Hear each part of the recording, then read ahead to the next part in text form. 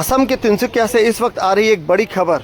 TDA प्रकरण में कार्रवाई करते हुए तिनसुकिया पुलिस ने मिकी मोबाइल के मालिक माजिद अख्तर उर्फ मिकी के हिजुगुड़ी आवास पर छापेमारी की, जिसके बाद उसे गिरफ्तार कर लिया गया।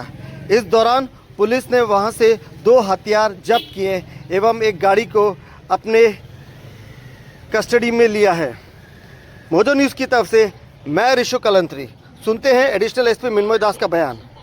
তিনচুকীয়া আৰক্ষীৰ ওচৰত কমপ্লেইন এটা আহিছিল যে অলপ দিনৰ আগত তিনচুকীয়া থানাত ৰেজিষ্টাৰ হোৱা কেছ এটাৰ ইনভেষ্টিগেশ্যন চলি আছে আৰু সেই ইনভেষ্টিগেশ্যন চলি থকা অৱস্থাত মিকি মোবাইলৰ স্বত্বাধিকাৰী আৰু কেইজনমান ব্যক্তিয়ে সেই ইনভেষ্টিগেশ্যনটোত অলপ আনডিউ ইনফ্লুৱেঞ্চ কৰিবলৈ চেষ্টা কৰিছে বুলি কমপ্লেইন এটা পোৱা গৈছে আৰু সেই কমপ্লেইনৰ ভিত্তিতে আমি আজি এটা ৰেড তেওঁৰ ঘৰতো কৰা গৈছে। ৰেড কৰি পেলাই তেখেতক ইতিমধ্যে কৰায়ত্ব কৰা গৈছে।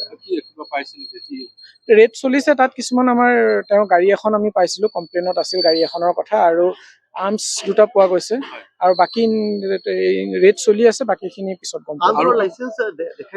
সেইখিনি এতিয়ালৈকে আমি পৰ্যায়ত আছে, একদম ইনিচিয়েল ষ্টেজত আছে। পিছত কিন্তু এতিয়া আমি আৰ্মছ 2টা পাইছোঁ।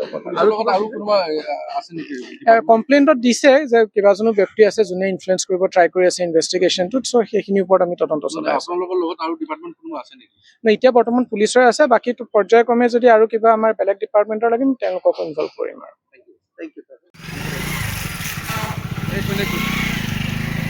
Saun